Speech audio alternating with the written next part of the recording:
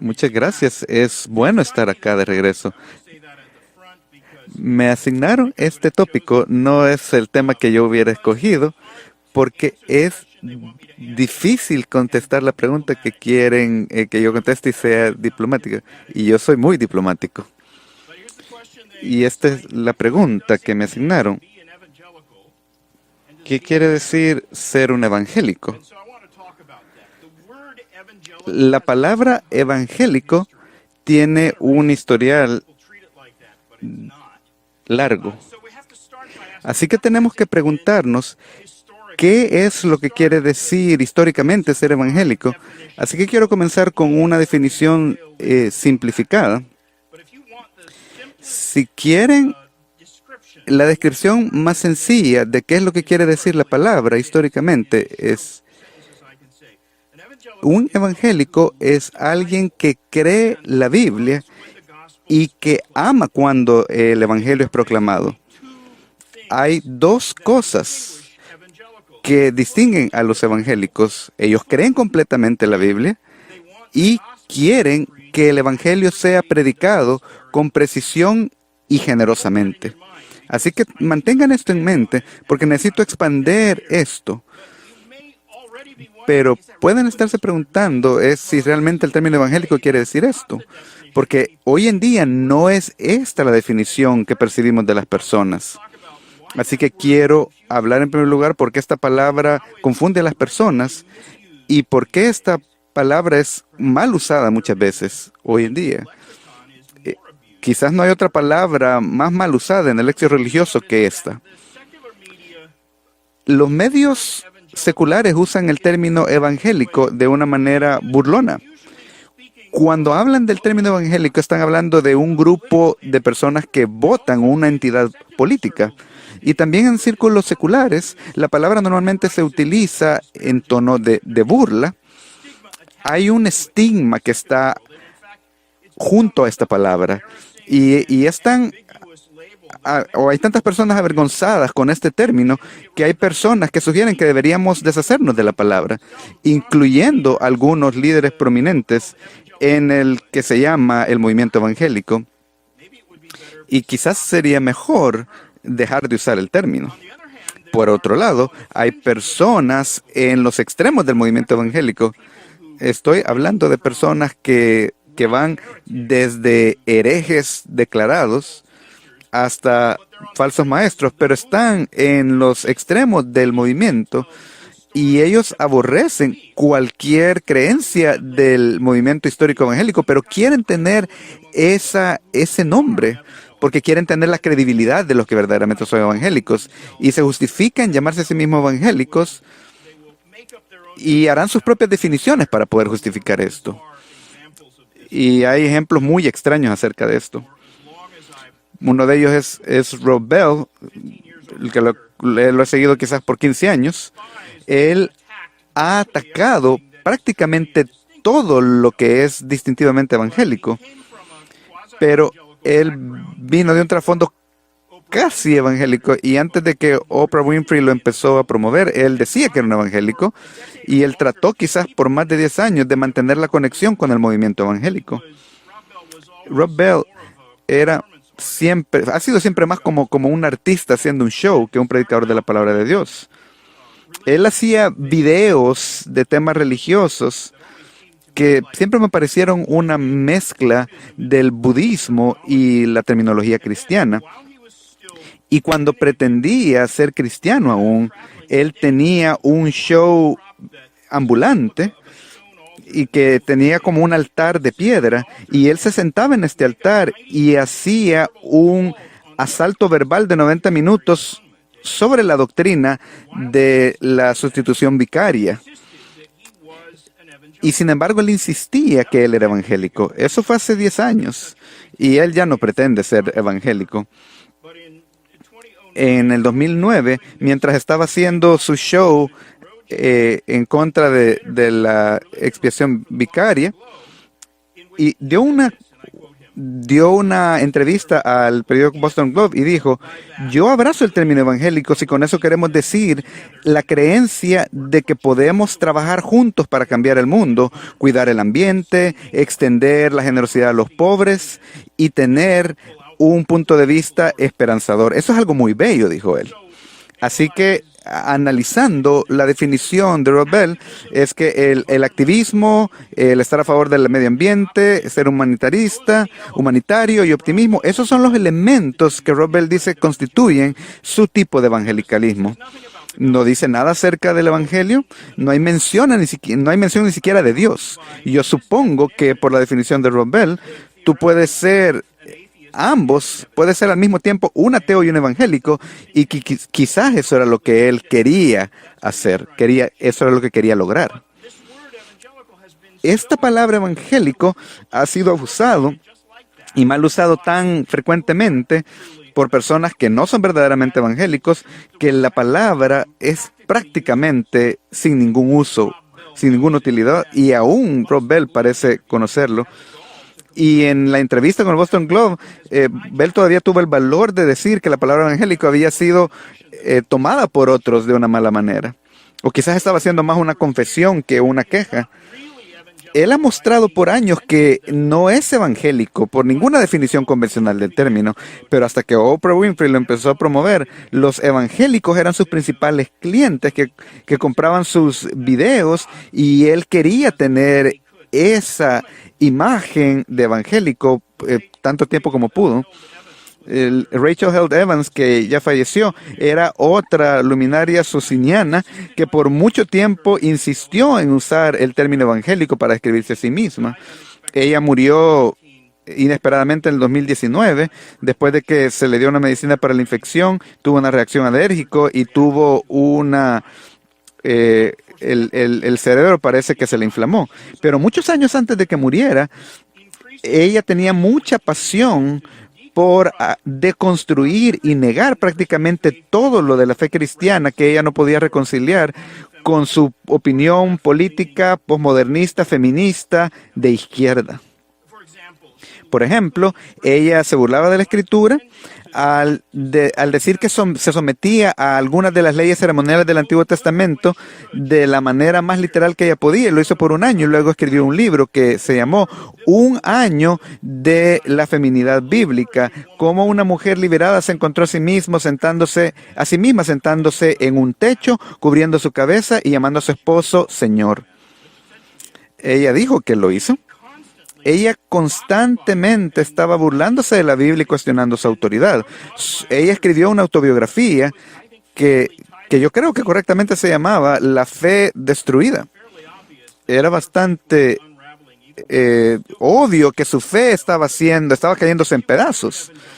Y ella nunca fue una evangélica en ningún término en un término convencional. Pero ella se quería presentar a sí misma muchas veces como evangélica, y cuando las personas se preguntaban si eso era cierto, en el 2012 ella escribió un blog diciendo lo que evangélico significa y lo que no significa para mí. En el artículo comenzaba ella diciendo, cito, puesto que ha habido cierta discusión acerca de si yo soy una evangélica o no, yo quiero dar algo como una aclaración. Yo usualmente me identifico como cristiana, pero cuando se me presiona, yo estoy feliz de identificarme como evangélica. Me gusta decirle a las personas que el evangelicalismo es como mi idioma materno natal. Yo me vuelvo a ello cuando estoy emocionada o molesta. Y luego ella explicó lo que significaba evangélico para ella. Y ella define el término en términos no evangélicos.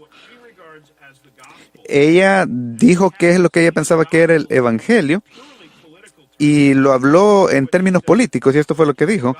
El evangelio son las buenas nuevas de que Jesús es Señor y el César no lo es. Por supuesto que es cierto que Jesús es Señor sobre todos, incluyendo a César, pero ese no es un buen resumen del Evangelio. Y quiero que noten, y este es el punto principal, ella no menciona el pecado, la justicia, el juicio.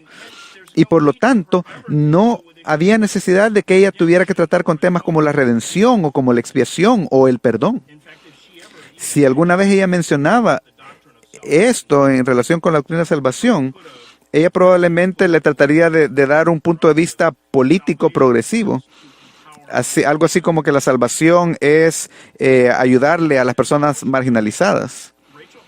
Antes de morir, Rachel Held Evans formalmente declaró que ella no se consideraba una evangélica. En la entrevista de 2018 con Publishers Weekly dijo lo siguiente: evangélico es un término tan ambiguo. Le preguntas a 5 evangélicos qué quiere decir el término y tendrás 5 respuestas diferentes. Ella obvió mencionar que ella era una de las principales contribuidoras a esa confusión. Y puedo continuar con ejemplos como este.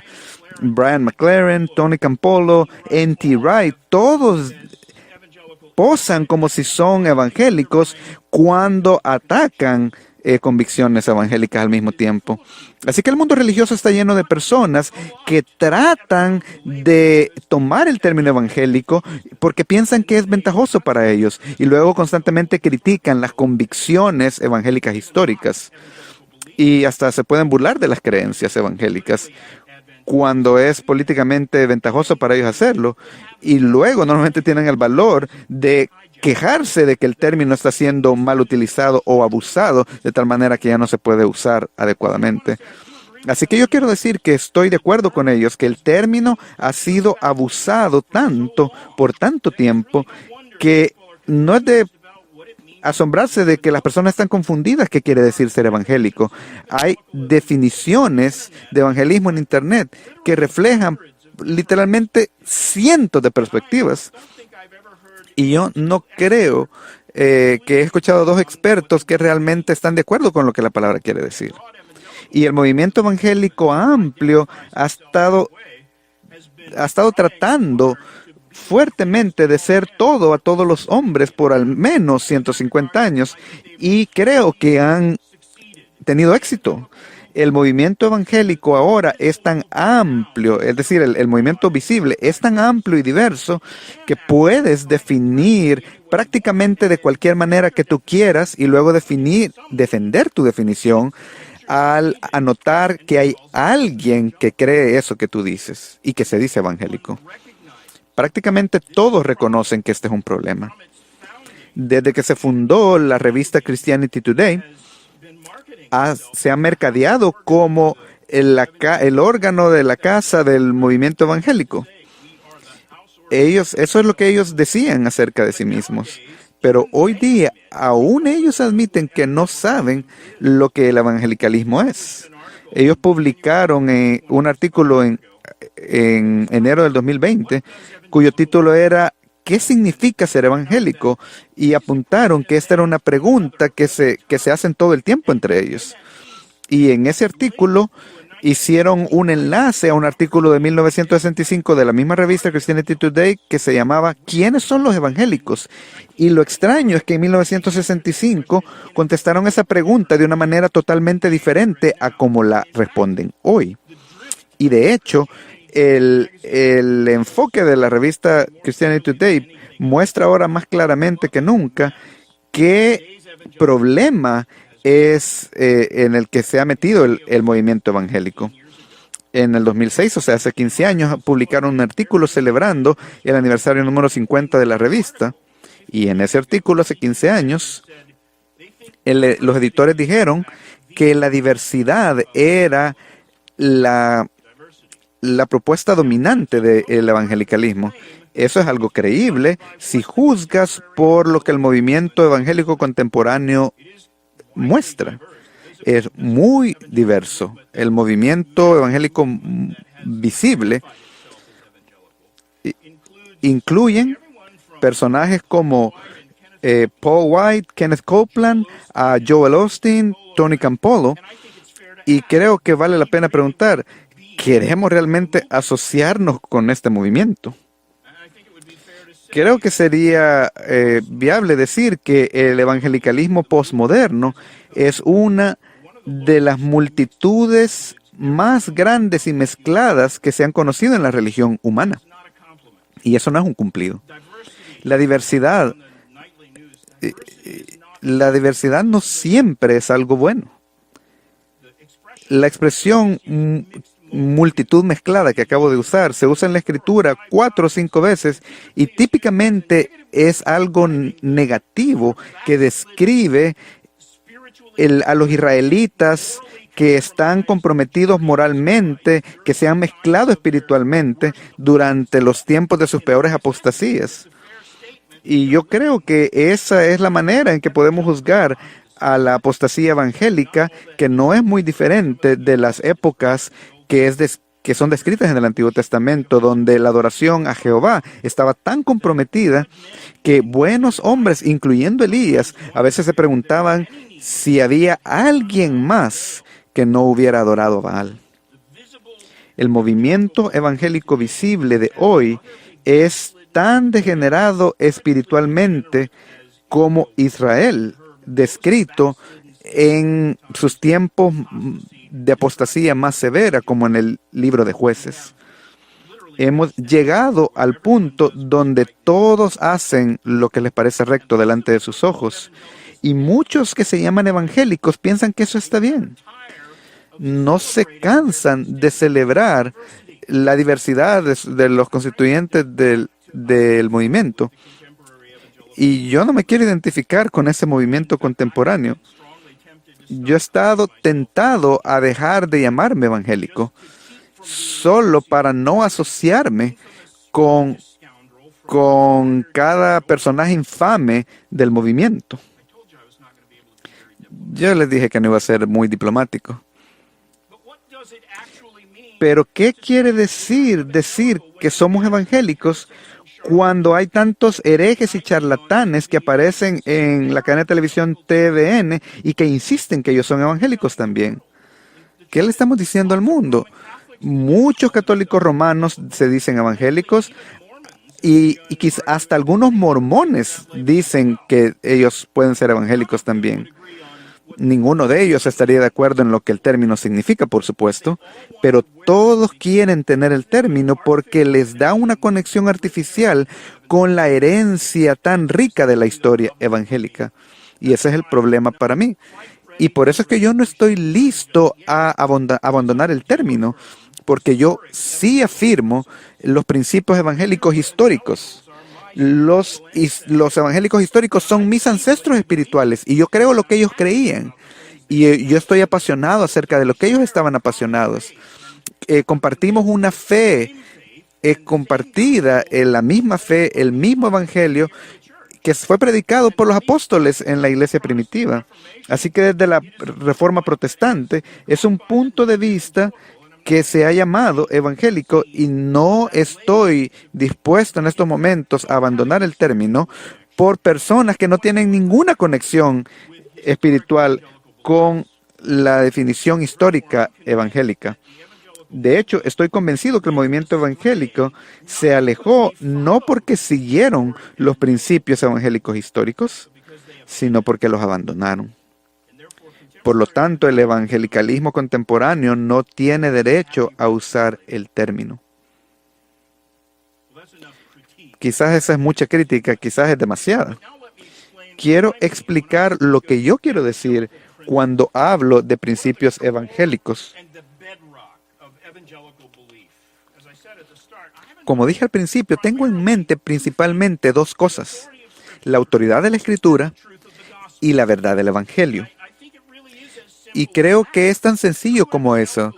El verdadero evangelicalismo, el histórico, es una convicción teológica, no es una opinión política, no es un movimiento social y no es una categoría demográfica.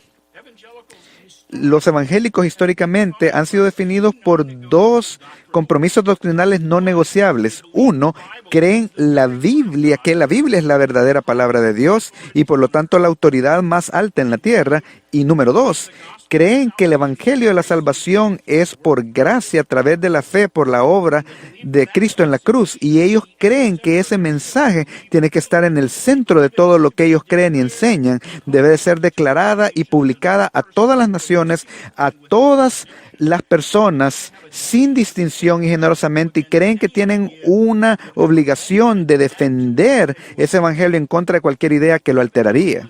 El evangelicalismo tiene ese enfoque históricamente. O al decirlo de otra manera, no eres tú un evangélico si tú cuestionas la autoridad absoluta o la suficiencia o la confiabilidad de la Escritura, y no eres un evangélico si te molesta afirmar que la fe en Cristo es el único instrumento para tu justificación delante de Dios.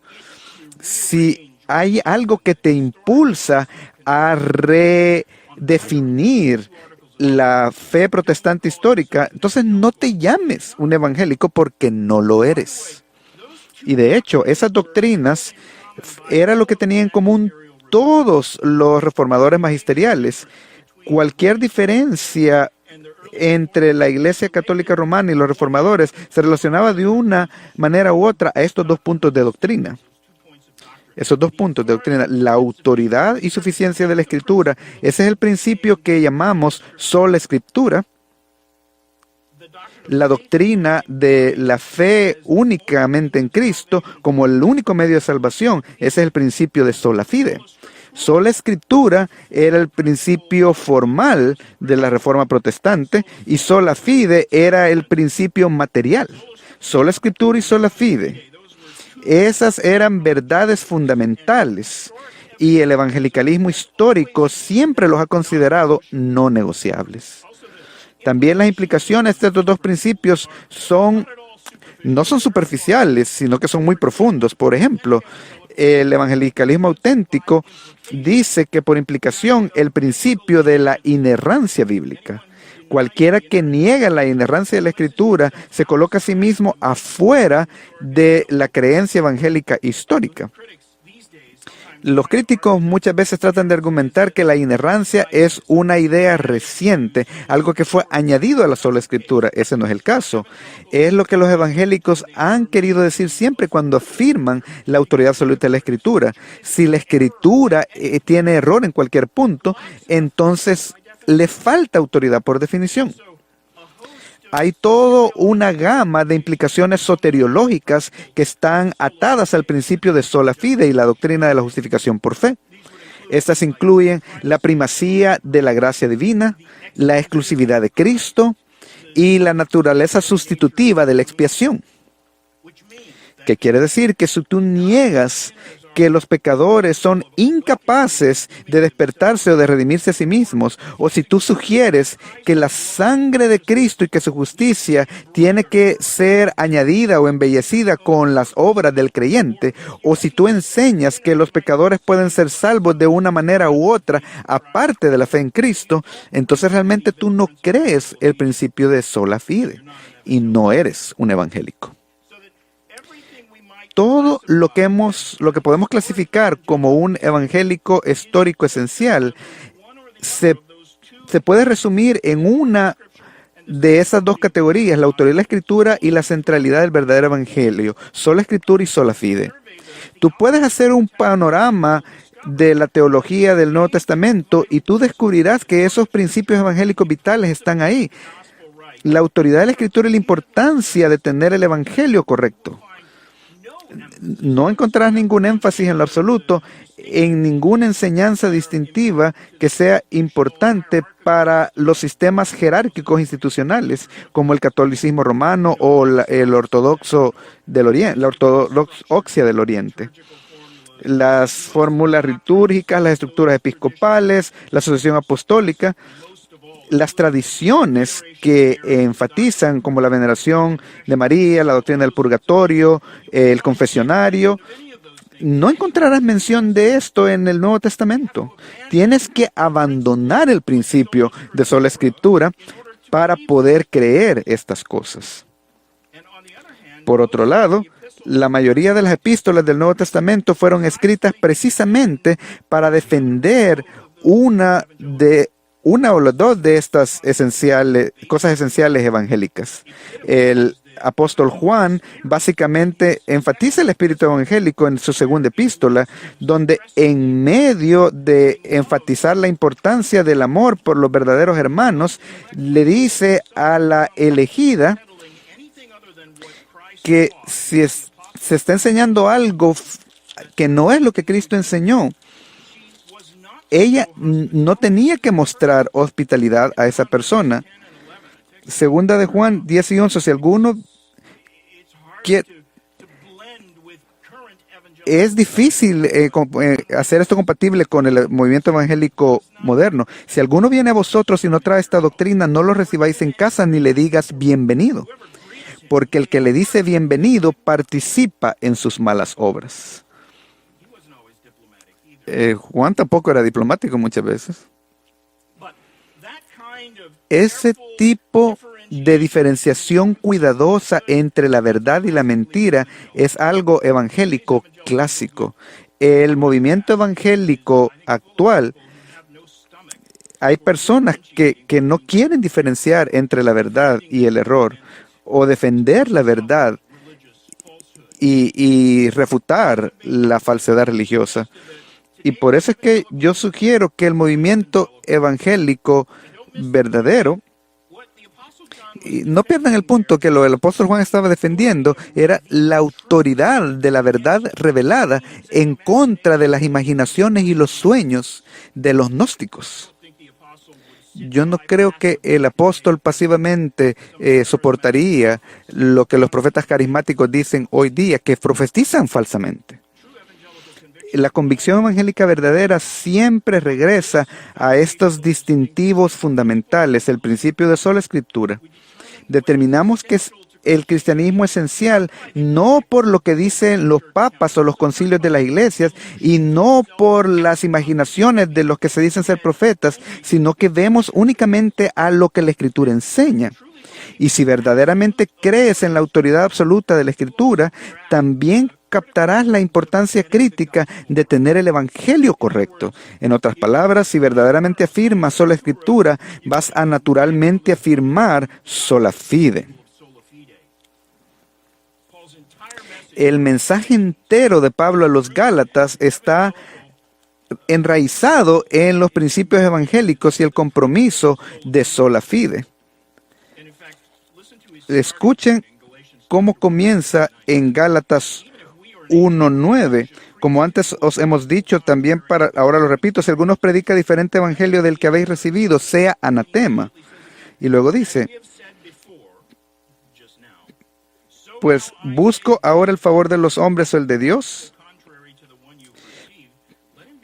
Dice que si alguien trae otro evangelio, predica diferente evangelio del que habéis recibido, sea anatema.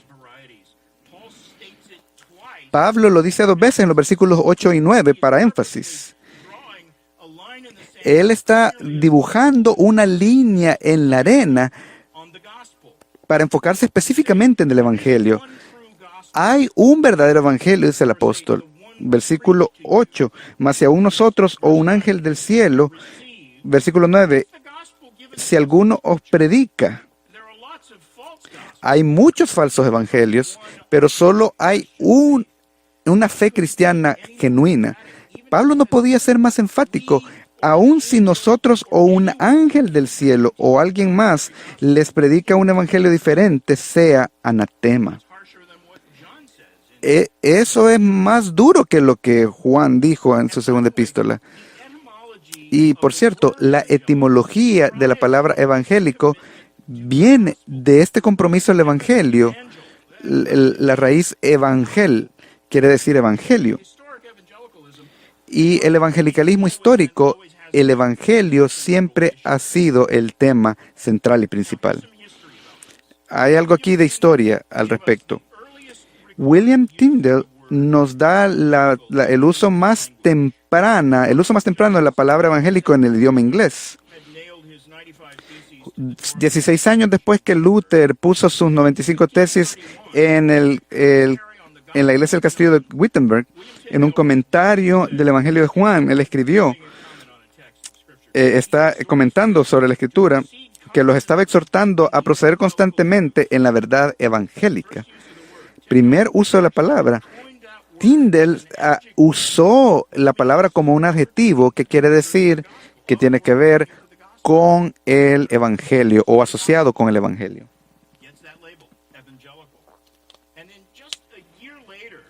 Y luego apenas un año después tenemos el primer uso publicado en el inglés, la palabra evangélica, que tenía que ver con un punto de vista teológico. Y ya estaba siendo usada de una manera burlona. Sir Thomas More lo usó de una manera burlona porque él era un católico romano y se refirió a los protestantes como esto. Durante el reino de Henry el VIII, y el Chancellor More odiaba a los protestantes. Él hizo que algunos fueran quemados en esta época porque cuestionaban los preceptos del Papa.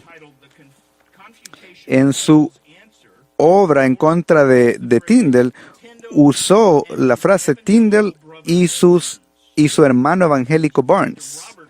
Se refería a Robert Barnes, quien era un reformador de Inglaterra porque se fue de Inglaterra porque estaba escapando de las persecuciones de More. Barnes pasó 5 años con Lutero y luego regresó a Inglaterra, donde fue quemado en la hoguera con otros 5 protestantes en 1540. Carl Trueman tiene un gran libro basado en su disertación doctoral que puedes leer en línea. Y él argumenta que Tyndale, Barnes y otros ni siquiera eran verdaderamente protestantes en su soteriología hasta después que se contactaron con Lutero. Comenzaron sus profesiones como humanistas católicos y tenían más en común con Erasmo hasta que Lutero los hizo pensar en el Evangelio. Y ahí fue cuando se convirtieron en verdaderos evangélicos, dice Truman, y fueron los primeros ingleses que tuvieron ese título. Y More se burlaba de ellos con ese título. Y el tiempo en el que ellos se despertaron a la verdad del Evangelio casi coincidió exactamente con el término que usó Thomas More como una expresión de desprecio. Pero los reformadores tomaron la palabra y Lutero tomó el equivalente alemán Evangelisch, y las iglesias luteranas aún hoy en Europa se llaman Evangelisch, que quiere decir literalmente del Evangelio. Todos los reformadores principales tuvieron convicciones evangélicas. Aquí está un hecho interesante. Puedes hacer una investigación de todas las confesiones protestantes de la fe, las mayores, luterana, calvinista, inglesa, holandesa, y aunque tenían los reformadores sus diferencias en cosas secundarias, la doctrina que todos los reformadores y todas sus confesiones de fe tenían en común era la doctrina de la justificación por la fe únicamente, el principio de sola fide. Ellos afirmaron la imputación de la justicia de Cristo al pecador y todos afirmaban la autoridad absoluta de la Escritura.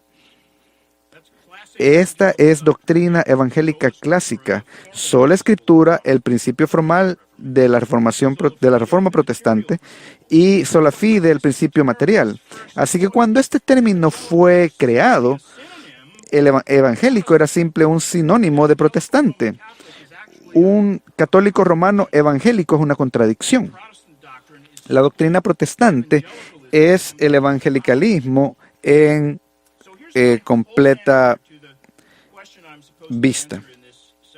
Así que, para dar una respuesta a esta sesión, para ser un evangélico es afirmar sin equivocación lo que la Reforma protestante afirmaba, sola Escritura y sola fide. Dice que es una sumisión incondicional a la autoridad de la Escritura en contra de todas las teorías de la ciencia, todas las enseñanzas de la filosofía, todas las costumbres de las tradiciones religiosas y lo que diga cualquier episcopado. La Biblia está por sobre todo eso. Y ser un evangélico quiere decir principalmente quiere decir tener un entendimiento claro del Evangelio, del Evangelio. Los verdaderos evangélicos entienden que el Evangelio es en primer lugar lo que Cristo ha hecho por el pecador. No es lo que los pecadores hacen para imitar a Cristo. No se trata de altruismo o de cuidado al medio ambiente o diversidad o cualquier otra cosa. Así que espero que puedas ver que el evangelicalismo no se supone que sea ambiguo, no debe de ser diverso, pero son convicciones precisas, están amarradas en nuestra afirmación de sola fide, sola escritura. Yo hablé de esto un poco hace un momento. Tú no crees realmente en la autoridad de la escritura si no crees que la Biblia es libre de error de cualquier tipo. No realmente no crees en su autoridad si llegaras a creer que tiene error. Y de una manera similar, no crees realmente en el principio de sola fide si no crees que la obra expiatoria de Cristo fue una sustitución penal. Es decir, Dios derramó su ira en contra del pecado sobre su Hijo cuando Jesucristo murió en la cruz. Cristo murió en lugar de nosotros como nuestro sustituto. Él tomó todo el pago que merecíamos por nuestro pecado. Así que el principio de sola fide sería anulado si tú tienes otra teoría de la expresión. Porque si Cristo no fue mi sustituto, si su muerte en la cruz no cumplió cada demanda de la ley de Dios de mi parte, entonces su muerte en la cruz se reduce a nada más que un ejemplo. Y si solo fue un ejemplo, en lugar de que haya un pago por mi culpa, entonces hay algo más que yo debo hacer para poder ser justificado. Y esa es una negación del principio de sola fide. Alguien que se aleja del principio de la sustitución penal, por lo tanto, no es verdaderamente evangélico. Así que para que lo sepas, no estoy imaginándome esta definición. Escuchen la definición de la palabra evangélico en el diccionario de inglés de Oxford. Esta definición fue escrita hace décadas, quizás hace más de 100 años, cuando habían muchos hombres inteligentes en Inglaterra y que entendían lo que era un evangélico. Quiero leerlo y noten el énfasis que le ponen a la obra expiatoria de Cristo. Este es el diccionario inglés de Oxford. Es lo más autoritativo en el idioma inglés. Dice evangélico, un adjetivo que designa el protestantismo que le da énfasis principal a la salvación por fe en la obra expiatoria de Cristo y niega que los sacramentos y las buenas obras tienen eficacia salvadora. Esa es muy buena definición. Después de la fe implícita en la autoridad suficiente de la Escritura, ningún pecador entendería lo que esa definición dice de que sus buenas obras y sus rituales religiosos no sirven para nada en expiar por el pecado. Así que lo que el diccionario dice es una definición bastante decente del evangelicalismo histórico. Implica fe en la autoridad de la Escritura también. Y eso es lo que yo quiero decir cuando yo digo que soy evangélico. Pero a veces, cuando siento la necesidad de distanciarme de esa mezcla multitudinaria de evangélicos contemporáneos, yo me refiero a mí mismo como un paleoevangélico. Probablemente ese término no se va a usar muchas veces por los posmodernistas que están infatuados con la cultura popular. Ningún líder de la iglesia neortodoxa o editor de Christianity Today tendría ese término con ellos. Pero por el récord, yo soy un paleoevangélico y estoy firmemente fijo en esa posición. Quiero también hablar el movimiento evangélico contemporáneo y dónde se alejó antes de que mi tiempo expire. Yo no sé cuándo es que debo terminar. Desde la mitad de los 1800 ha habido un esfuerzo de ampliar la definición de evangélico para que más personas puedan estar en el término. Y todos los que se autoidentifican como cristianos quieren estar en ese término porque no importa qué tanto esto haya perdido su lustre, el término evangélico, y cuán ambiguo sea, ese término es una manera de resumir de que soy alguien que cree la Biblia y que se toma el Evangelio seriamente. Así que naturalmente los falsos maestros les encanta que los acepten como evangélicos, porque eso minimiza la crítica y la sospecha de ellos.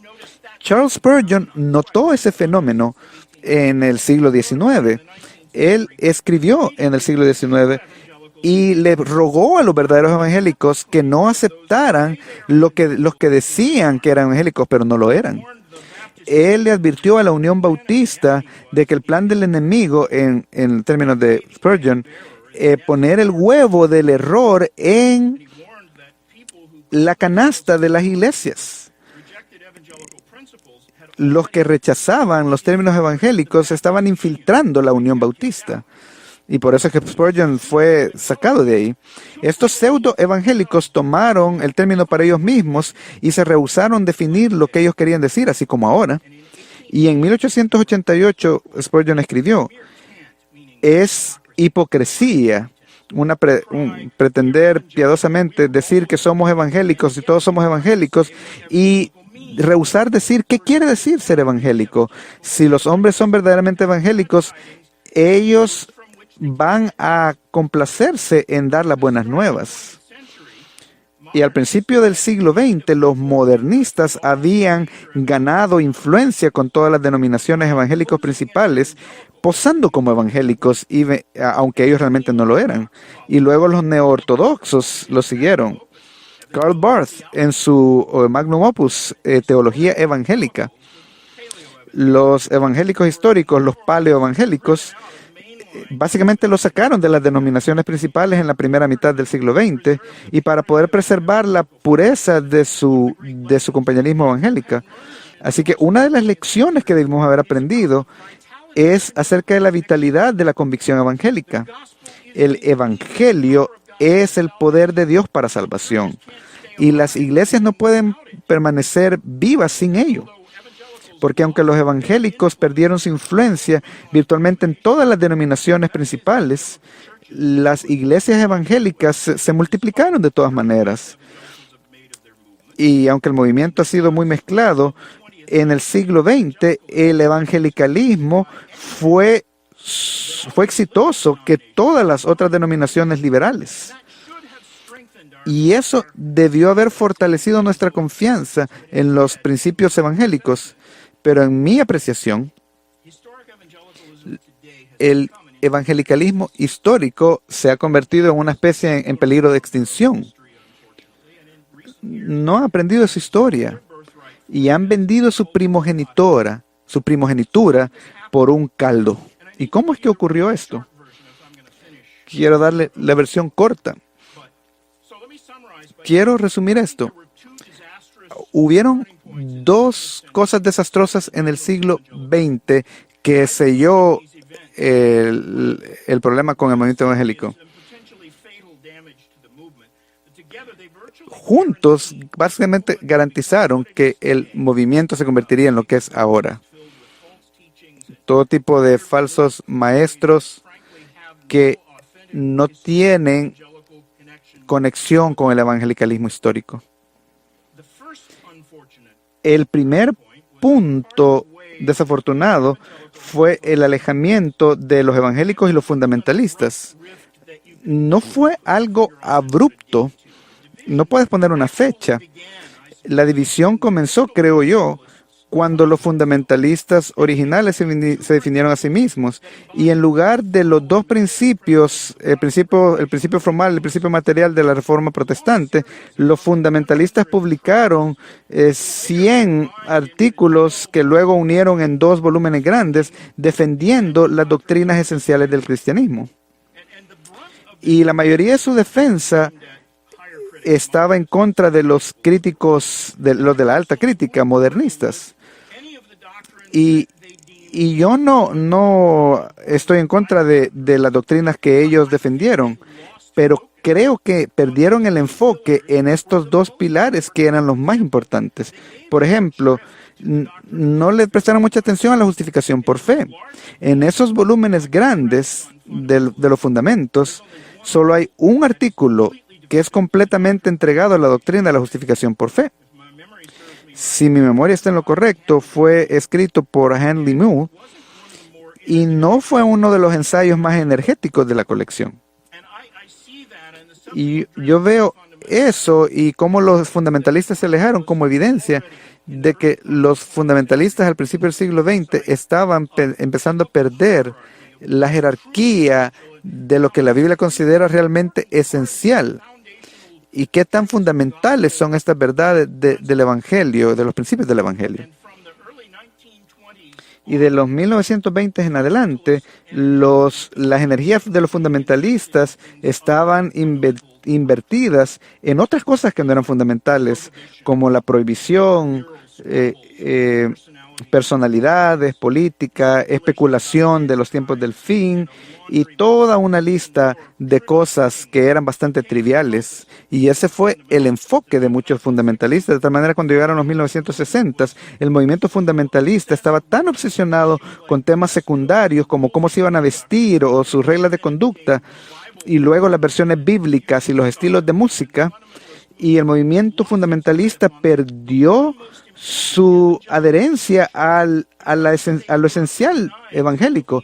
Y no es que ellos negaran sola fide o que atacaran la doctrina de la justificación por fe, pero como un movimiento ellos no le dieron mucha atención a estas doctrinas. Evangélicos y fundamentalistas empezaron a alejarse lentamente al principio, pero para la década de 1950 había animosidad entre ellos. Y eso debilitó a ambos grupos. Los evangélicos empezaron a sentirse poco cómodos con los fundamentalistas, y los fundamentalistas pensaron que el deseo de los evangélicos de ser positivos hacían que se comprometieran. La verdad es que esos temperamentos, ambos de esos temperamentos son válidos. El Nuevo Testamento tiene a Juan el Bautista y Jesús tiene a Elías y Jeremías. No solo un temperamento. Es piadoso y correcto. Evangélicos y fundamentalistas se alejaron unos a otros por 40 años o más. Y al estar alejados de los evangélicos, los fundamentalistas se alejaron más, y a los evangélicos, al no estar con los fundamentalistas, empezaron a comprometer su doctrina. Más se quisieron comprometer y renegociar sus convicciones. Así que cada lado reaccionó equivocadamente al temperamento del otro y exageraron sus diferencias. Y para la década de 1970, la diferencia era irreparable. Y el problema, en 1972, los fundamentalistas tenían 9 de las 10 iglesias más grandes de Estados Unidos. Y también en 1972, los evangélicos tenían un evento masivo en Dallas, modelado después de Woodstock, y el movimiento de Jesús estaba en su punto máximo. Así que parecía que los dos movimientos estaban creciendo. Pero el evangelicalismo ya estaba coqueteando con el pragmatismo. Y el pragmatismo sacó las doctrinas esenciales que los evangélicos todavía mantenían. Y el resultado es que hubo una religiosidad superficial que domina el movimiento evangélico hoy día. Por otro lado, el separatismo fundamentalista se puso tan en extremo que para la década de 1970 al final, los fundamentalistas estaban peleando unos con otros, y el remanente de los movimientos fundamentalistas son tan fragmentados y esas comunidades son tan extrañas que definir el fundamentalismo no es menos retador que tratar de trazar lo que es un evangélico. Así que los fundamentalistas que están comprometidos con la Biblia son también una especie en peligro de extinción.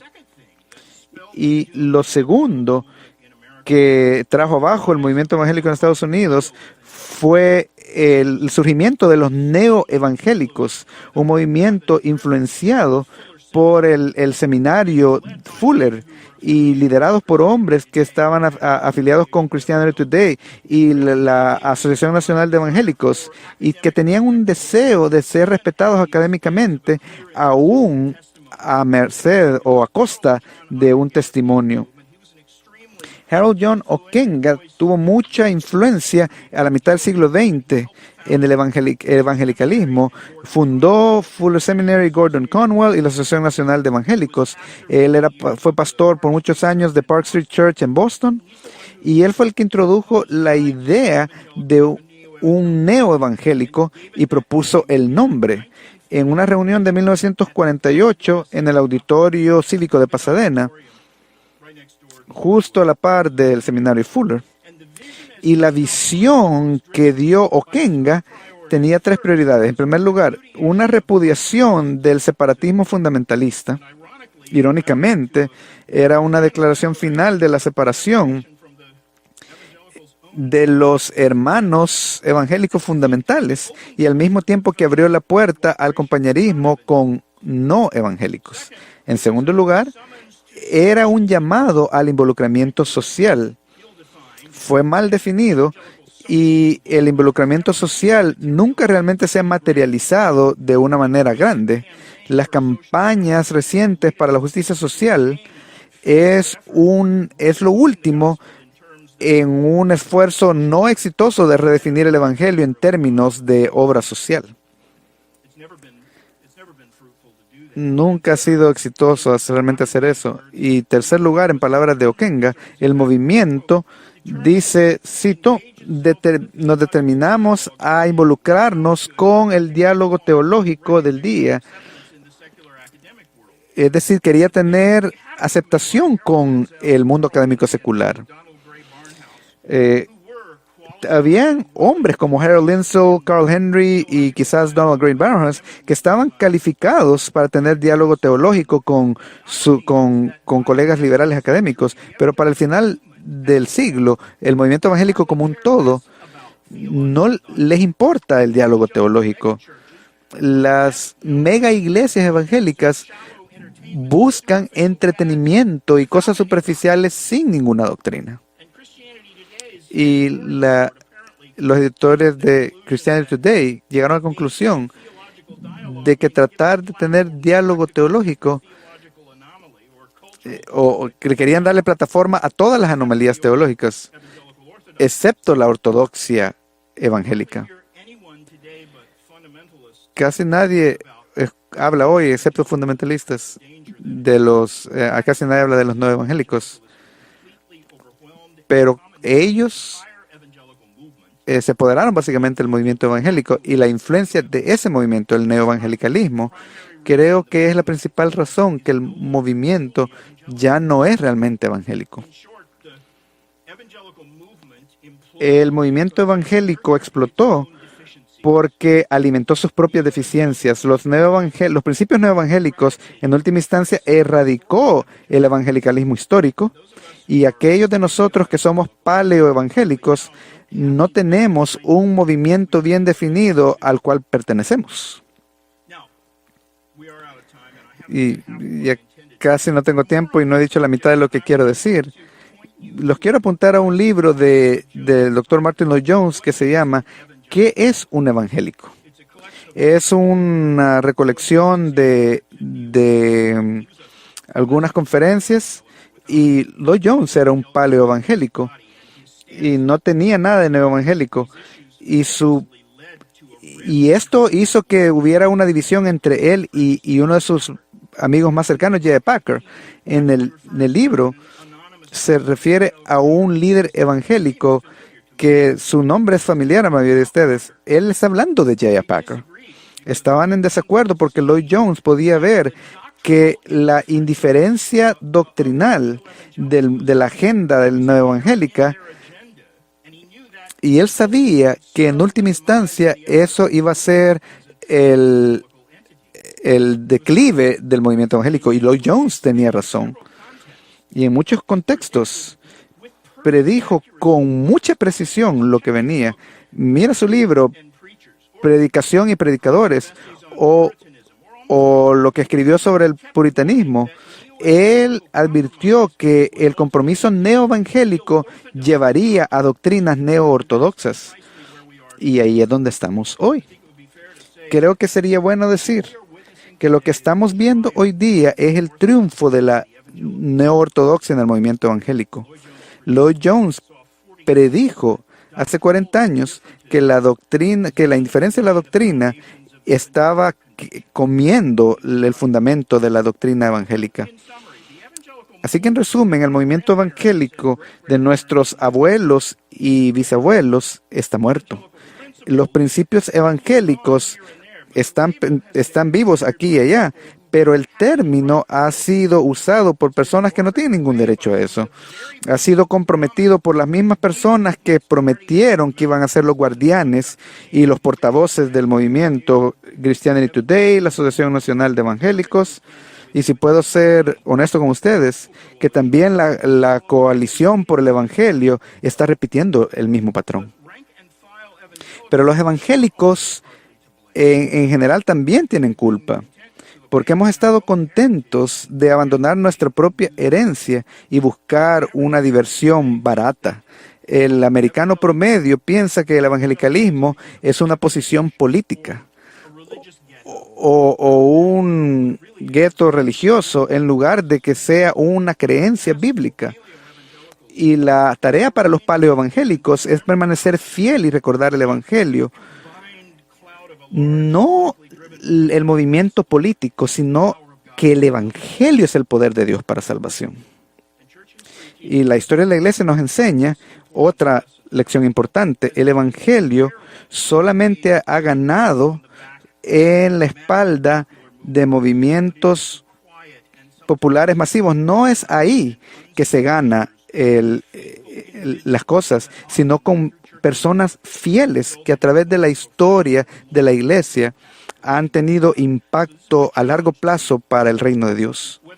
Así que quiero retarlos. Si tenemos que entregar el término evangélico o no, debemos estar fieles a nuestras convicciones evangélicas. Debemos ser lo que la palabra debería significar, personas del evangelio. Y para hacer eso, debemos incondicionalmente someternos a la autoridad de la palabra de Dios. La palabra de Dios es la autoridad suprema y suficiente en todo lo que pertenece a la vida y a la piedad, y debemos proclamar el evangelio y defenderlo en contra de cualquiera que quiera alterarlo. Y por lo tanto, que con una mente y con una voz podamos glorificar a Dios, el Padre de nuestro Señor Jesucristo. Amén. Oremos. Padre, queremos ser conocidos como personas del Evangelio, que nuestro corazón esté entregado al Evangelio y que nuestra vida pueda ser formada por la promesa del Evangelio y que nuestros pensamientos sean gobernados por principios evangélicos y que nosotros podamos ser discípulos fieles tuyos y dar a conocer el Evangelio de nuestro Señor Jesucristo. En su nombre oramos. Amén.